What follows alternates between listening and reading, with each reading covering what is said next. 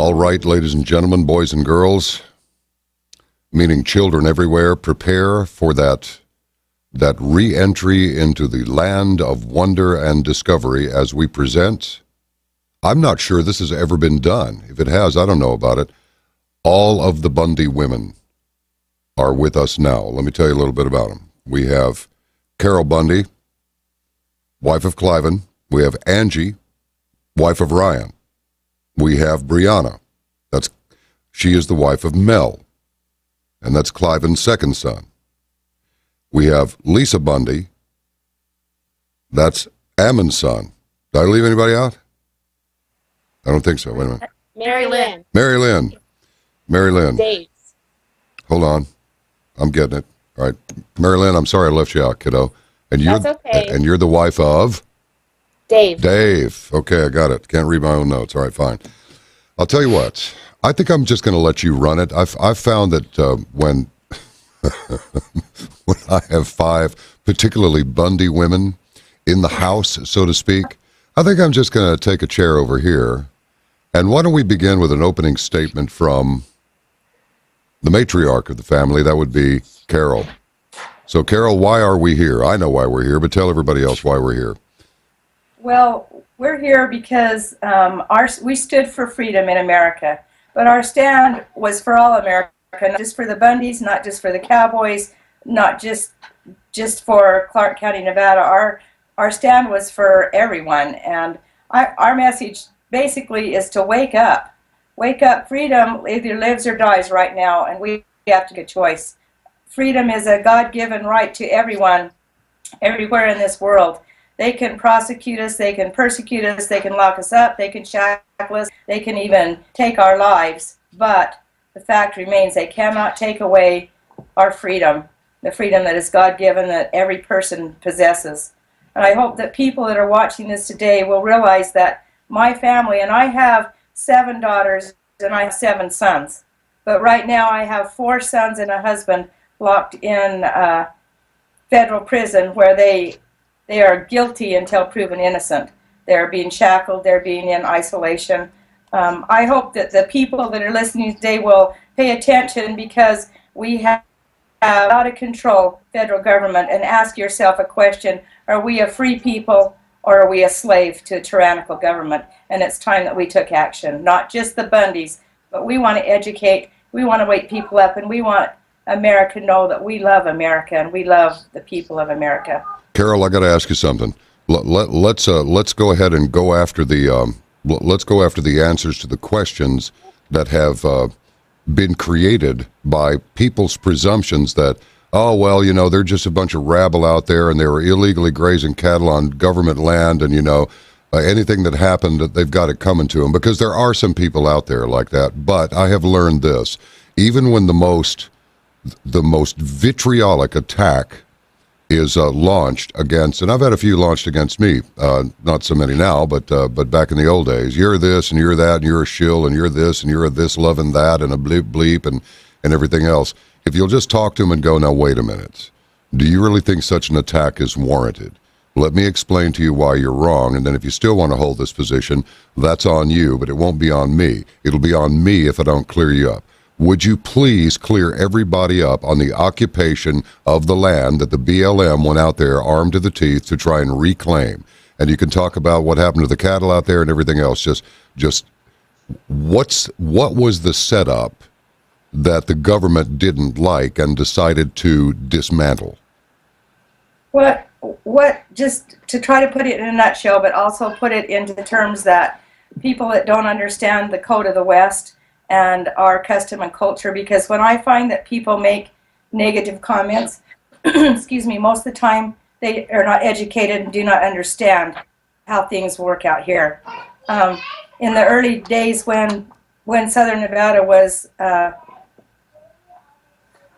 guess, began, but the pioneers started to come here, they went ahead and the ranchers would put their animals out on the public land to eat the grass, and by doing that they got preemptive rights, and that means that we had the right to use that because we were the first ones there, and that was our livelihood. So you were not exactly free grazers. You actually had permission to do this.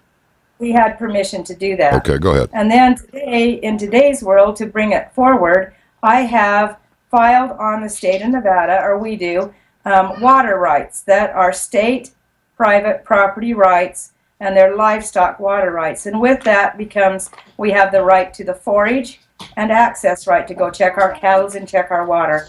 By doing all that, we are not claiming that we own the land, we're only claiming we own the rights to use that land. And they are private property rights filed with the state of Nevada.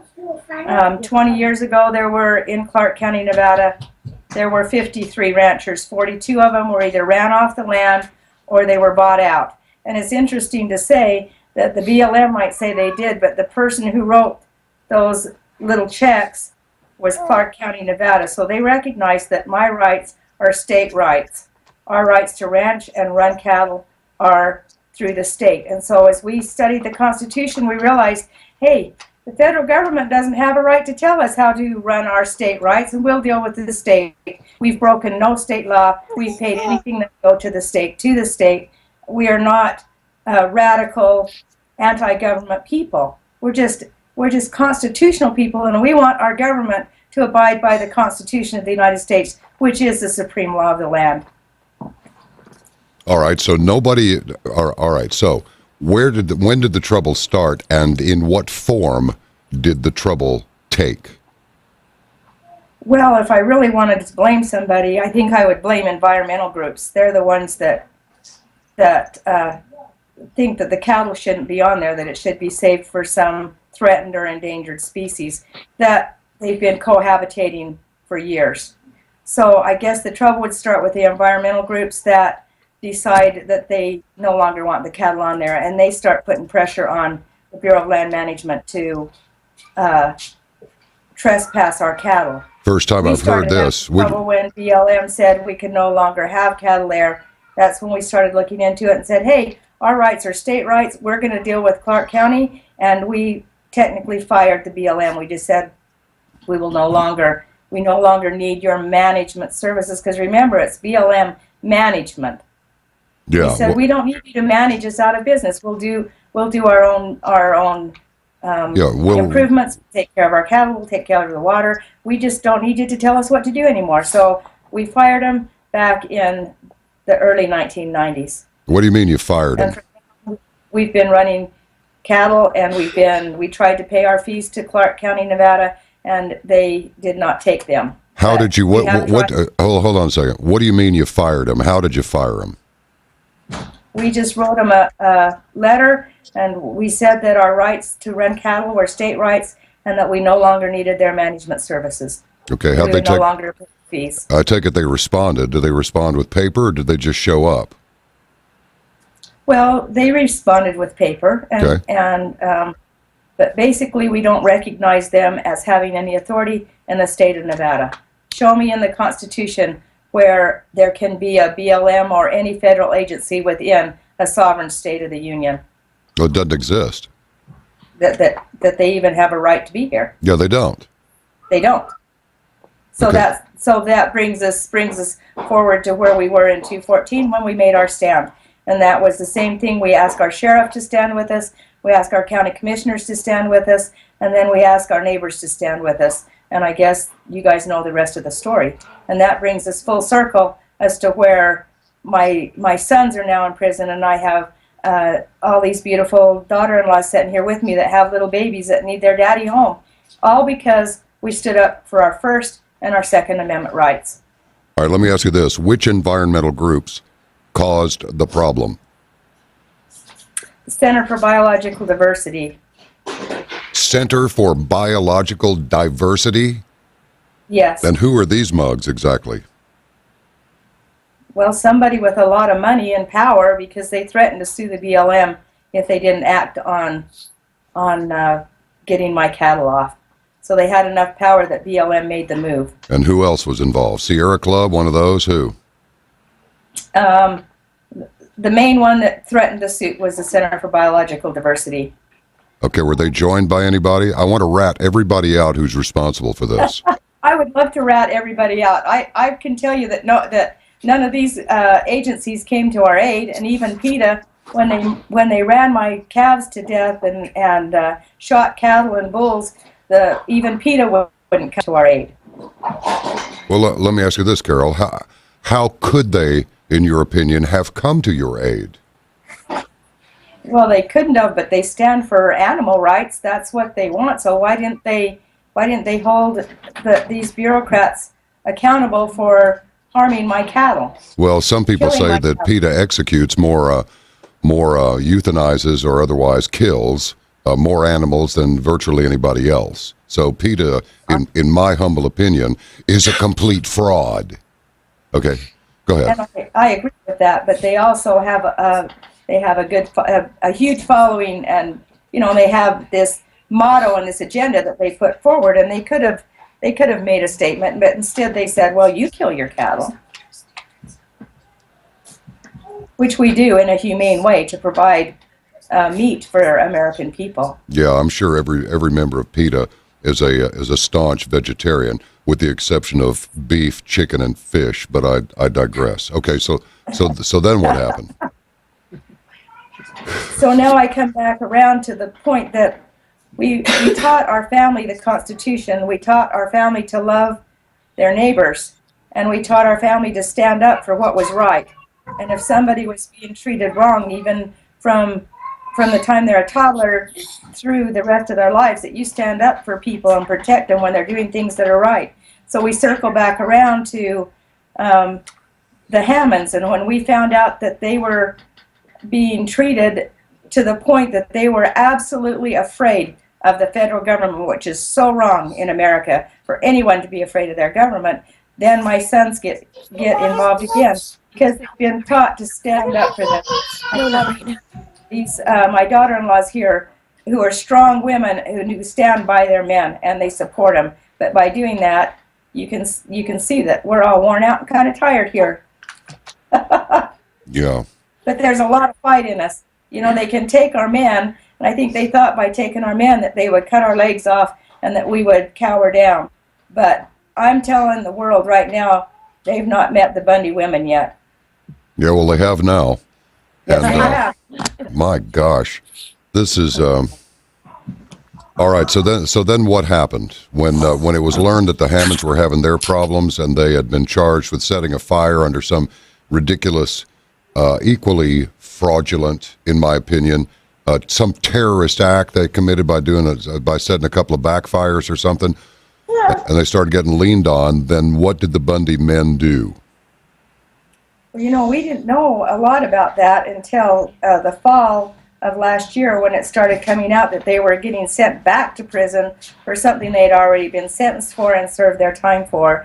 And that's when Cliven called our son Ammon, who is Lisa's his wife, and she's here, and said, I need you to go talk and meet these people. We need to know what's going on. And Lisa's probably better able to answer those questions because she was married to him, but I can tell you that he went twice and spent several days with the Hammonds, and he found out that they're just good people and just trying to make a living like they had for generations, and to find out that the federal government was actually they were afraid of them. They said every time they tried to fight, they got knocked back down, and they were a whipped people. And so, doing what we've always done as a family, we went to stand for them and with them. Yeah. Golly. So the women are having to run. I have no doubt that you can run the empire, but that you're having to do it all. What, let me ask you this. What is, I'm taking a little side trip here, but who's running the ranch? Who's looking after the livestock? Well, I told you I had 7 sons. Right.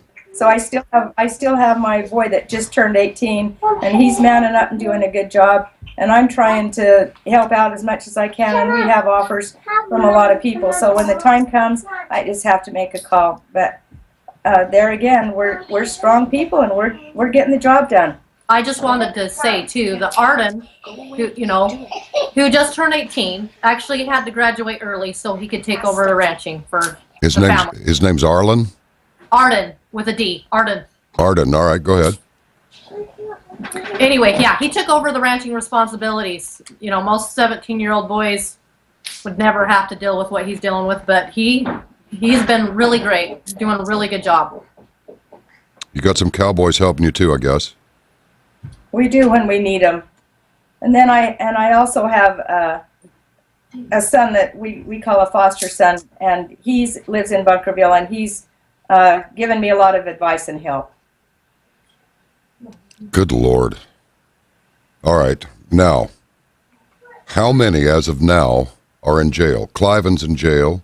Is Ryan in jail? Yes. Charged with what? How long do you want? I mean, how long the show? As long as you need, sweetheart. You just let us have it. I want you to tell us everything. If you got something to say, now's the time to say it, because this is going to go out all over the world. And I'm not kidding you either. And furthermore, Okay, we're going to put it up on pretty YouTube much, immediately. If they want to study 2014, Yep. and if they want to study what happened in Oregon, basically we're being charged with everything that was done to us. Oh, that's perfect. Well, it Yeah. is. And like I've always said, they will say that we were armed protesters, but I like I've said, I never pointed a gun at anybody, but I sure had a lot of guns pointed at me. Yeah. And that's the way it's been in Nevada and in Oregon as well. As we, as protesters, which were doing things legal, we have broke no law. We're allowed to be killed, beaten, whatever they decided to do, pointing guns at us. It was our federal government pointing guns at their own people. We weren't pointing guns at them. We were protecting our life, liberty, and property, which we have a right to do. Yeah, well, we know what a bunch of brave knuckle-dragging thugs those people are that point guns at women. You know, let me just say for the record, you're a disgrace. If you're taking a paycheck to do this kind of duty, you need to be doing something else, or be prepared to be dealt with at some future point in a like manner. And I've said it, and I mean it. Anyway, let's proceed. And so okay, we got Cliven in jail, we got Ryan in jail, we got Ammon in jail. Yes, all of my sons are in jail. I have my daughter-in-law's here. Okay, all right. Who else? I've got those names. Is Dave in jail? Yes. Dave's in jail. Yes. Why is Dave in jail? I never even heard the name Dave come up. I'm sorry, no offense against Dave, but what is his part in all this? Did he just show up and wind up getting arrested, or what? Pretty much. When the Bundys when they were going after, when this all started happening with the BLM, my husband one Sunday was decided to pull off the side of the road to take a picture with his iPad of the cows that were coming down with the cowboys and the BLM rangers. And they told him he had to get back in his car. And he told them that he was practicing his First Amendment rights. And they told him again to get back in his car. And before you know it, they had him thrown to the ground, a dog after him, and stepping on the back of his head and the back of his back with a boot. And they arrested him for taking a picture on the side of the road with his iPad. What's the charge? Well, that's the funny thing. They took him to the Henderson Detention Center, and he was booked. And then the next day, he was on his way to the federal courthouse to be arraigned before the judge.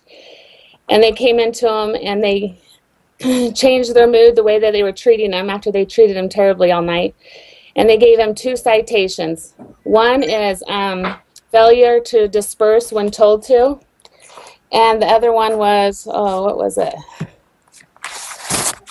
Heck, I can't remember. It's all right, we got a minute. Oh, for resisting arrest. Well, that's a lie. How could you resist arrest when you got 5 guys on you? Well, the reason why they said that he resisted is because when they threw him to the ground, he put his hands down so it wouldn't hurt so bad his face when he got put to the gravel. So they said that's how he was resisting arrest. Yeah, well, they're cowards. We know this. Anyways, but the funny thing is they let him go. And I called on those citations for several months just to see what was going on with them. And they were never reported in the system.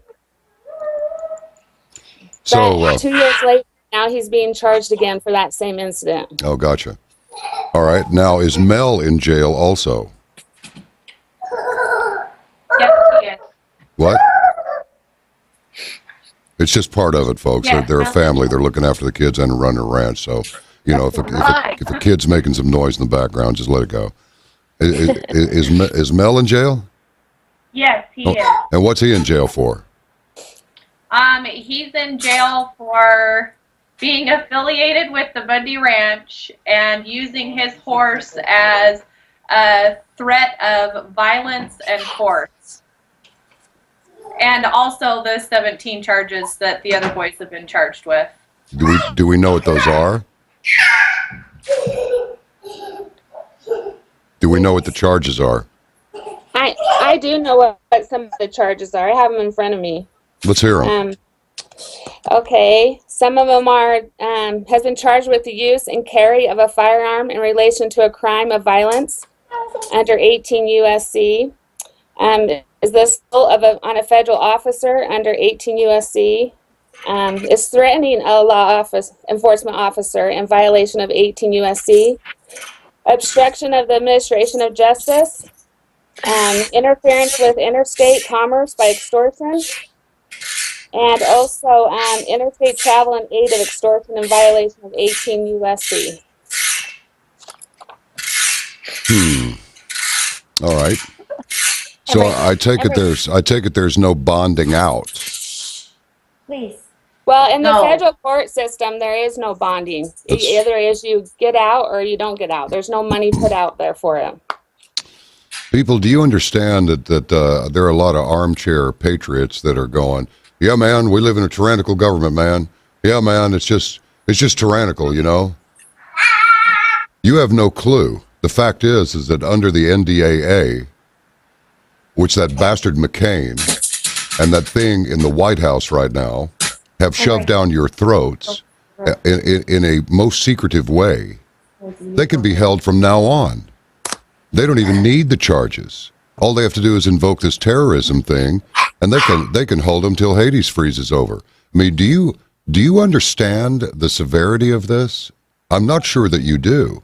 Only people who have lived in countries like the former Soviet Union, Nazi Germany, let's see, Il Duce, what was that moron's name? Mussolini's Italy, Cromwell's England, and let's not forget the South Africans. Do you have any idea how many, white women and children were starved to death by the British? You don't, do you? Well, I didn't either until I learned it. Do you understand fully how serious this is? Look, it doesn't make any difference if you like me personally. It doesn't. It doesn't matter if you like any of the Bundy women personally. It doesn't matter. Do you understand that the very things that have befallen them can befall you? And all it takes is the whim of our so-called rulers. Are you sick of this yet? No? Really? Do you have to taste some real pain before you're sick enough of it? To actually maybe vote, to send a fax, to send an email, to make a call, to picket, to protest? What's it going to take? You're just going to sit there stuffing your faces with GMOs and drinking your fluoride-laced water and staring at Kim Kardashian and stuff like that, watching sports? What's it going to take for you to realize how serious this is?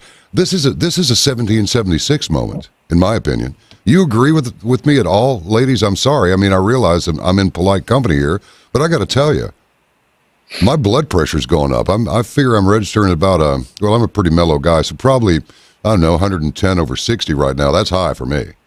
Well, I agree. I also don't want everybody to forget about all of our other patriots that are also being incarcerated and held under the same charges, and some of them up to as many as 25 charges. These were men that knew the Constitution, and they organized and formed a militia and came to our aid when we were under martial law and our local law enforcements were not doing their jobs. These were good men. They came and they babysat our children and made sure children didn't fall in the ditch because it was hay season and there was water in the ditch. They would come at 2 o'clock in the morning to our camping spots and bring us sippy cups of milk for our babies. These were good men, and they are good men, and they also have families. And I know there's a lot of focus on our Bundy men right now, but we also need to remember those that came to help us and see to it that we weren't just wiped off the face of the earth and nobody knew who we were. They made sure it wasn't for Waco or Ruby Ridge, and we didn't put a call out for militias to come. They came to stand with us against a government that is so overreaching and overpowering right now that they actually even are deciding who can use a woman's bathroom. Now, when should the federal government even? All right, let me ask you this, ladies. I know you've got a life to run right now, but let me ask you this: what do you need from us? How can we help you? I don't mean going out. I mean, how can we help? How can we be of any service whatsoever? Well, I think that the first thing that you can do is call the representatives, senators, governors, get people's attention, and let them know that every single one of these patriots deserve to be released until trial. The BLM, the FBI, they've had 2 years to prepare for this trial and these charges that they're going against our men and patriots. It is not fair that our men sit behind bars in solitary confinement and are not able to prepare their defense. We want them to be able to come home so they can prepare against these crazy charges. I take it you have no contact with them either. My husband gets out an hour a day, and he can call during that hour. Okay, good. But we're advised that we shouldn't talk about the case, that we have to be careful with what we say. So how can anyone prepare for a trial when they're locked away for, 23 hours a day or longer? Yeah. Now, do you have some people working on this case already? We do, but they're limited also to how they can help and be with the.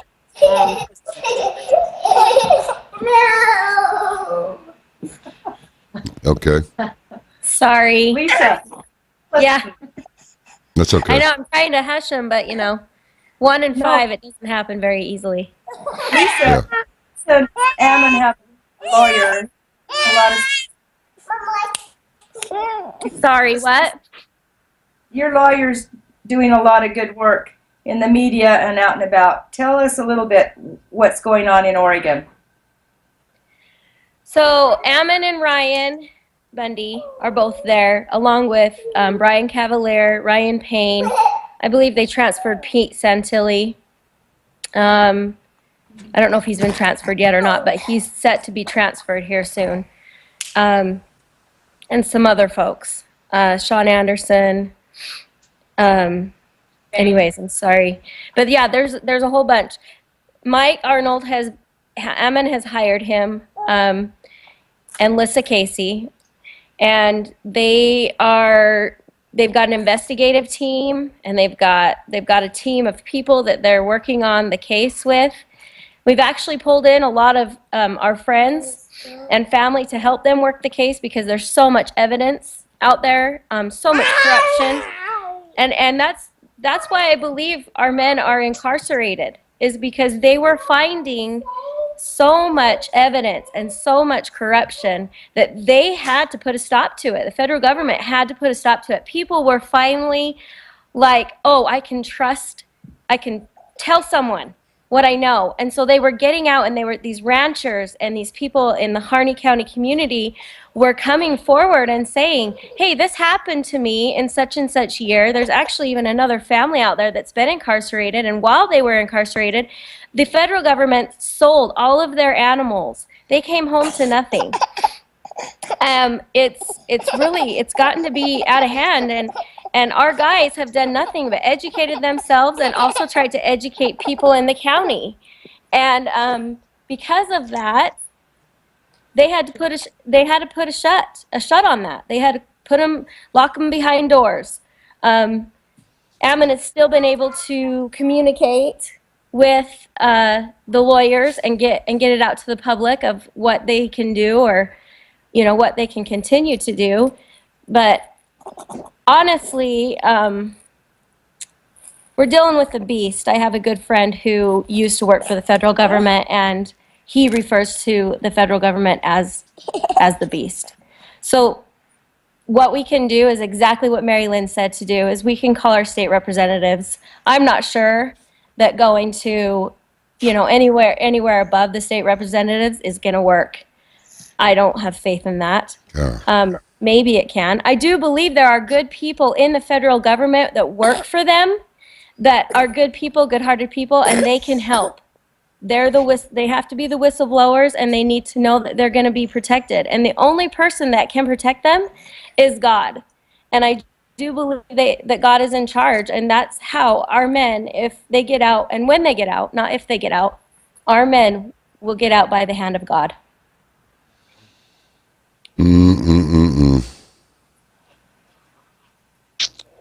Well, I think you're right. Where's Jerry Spence when we need him? It's too bad he was born in 1929. We did try to get a hold of him, right, Carol? Yeah. Yes, he's getting a little old to fight the fight that we need.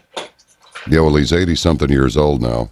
Yes, he's 87 years old, and his firm is not going to take on this type of a fight. Well, look, all right, now, let me ask you this. There are others that will. I believe that I have a good lawyer. I think Mr. Arnold's doing a fantastic job, and I believe that that this is going to be won in the court of public opinion. And so we're needing America to wake up. We're needing America to bring it home to the local people. Call your sheriffs, call your county commissioners, call your elected state officials, and let them know that this is not acceptable in America anymore. Ever. It never should have been acceptable. But we've been asleep and complacent, and we've allowed the government to take things, and then we shake our head and say, dang, I can't believe they're doing that. And it's time to take a stand. Draw a line in the sand. Where are you? Where do you stand? Which side do you stand on? It's time to decide. No more just shaking your head and saying, I can't do anything. We took a stand, and we need people to stand for America with us. Hey, Carol, how many of your cattle got slaughtered by BLM? Well, you know what? We've never got a total count because things were done in secret, and we haven't found them all yet. But I know they ran a lot of them to death. They separated mamas from babies, and then we lost a calf crop because they put my cows under so much stress that they didn't have a calf the next year. So, but we're willing to make that sacrifice for freedom, and we're still fighting for it. Yeah, well, PETA should be real proud of themselves. And also the what is it, the Moronic Center for Biological Diversity. Yeah, well, let me tell you something about your biological diversity. I think that whole crew over there, I think their gene pool could use a little chlorine, but maybe that's just me. Okay, now, how's Ryan?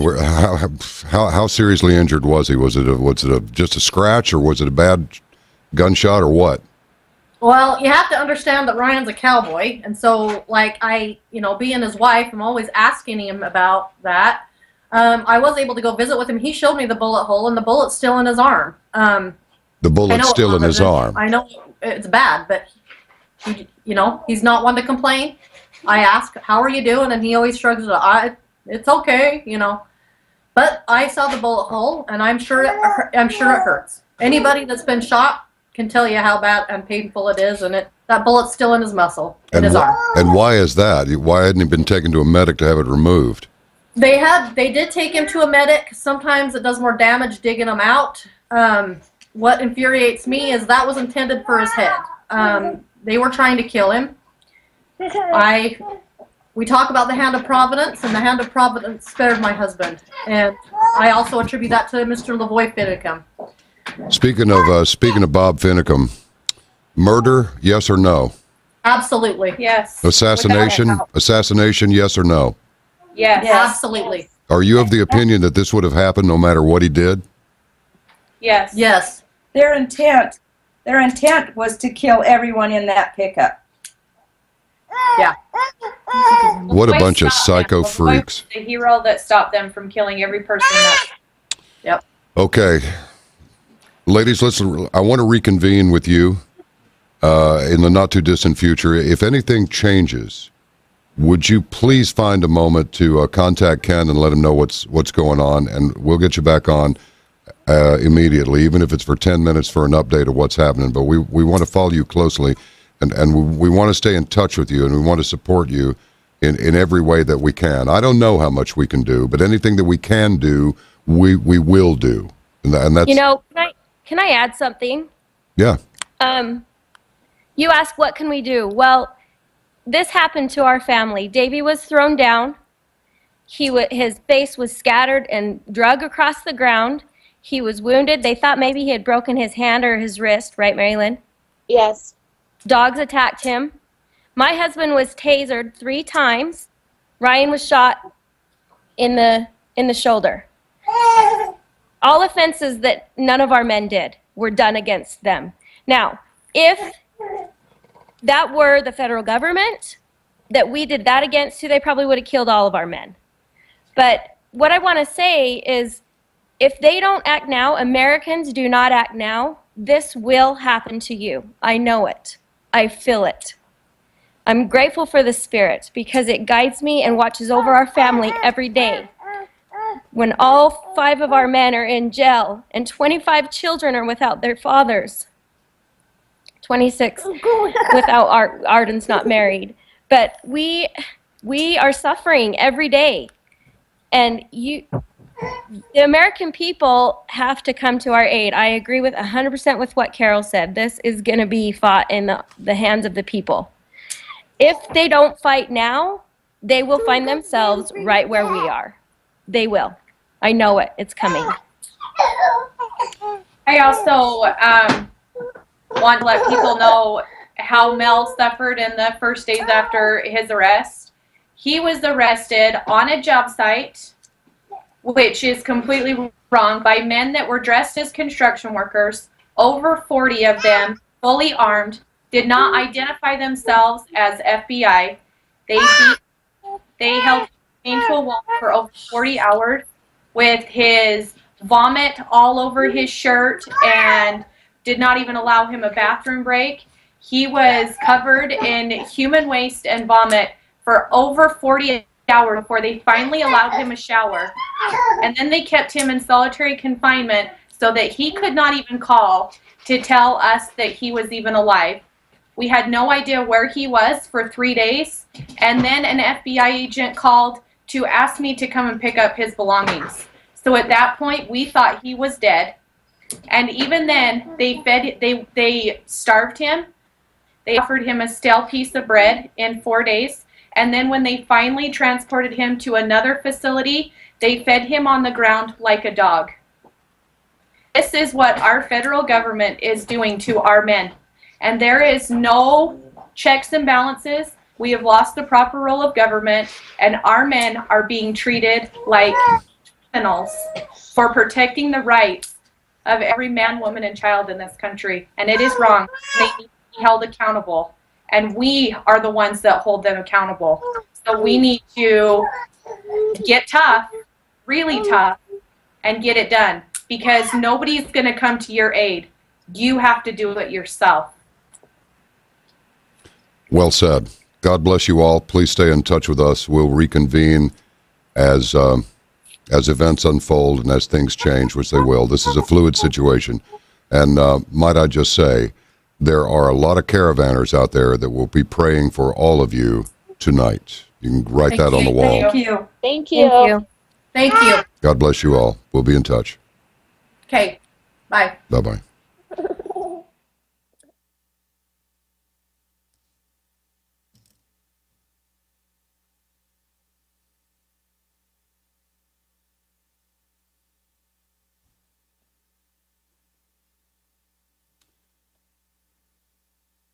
It's coming.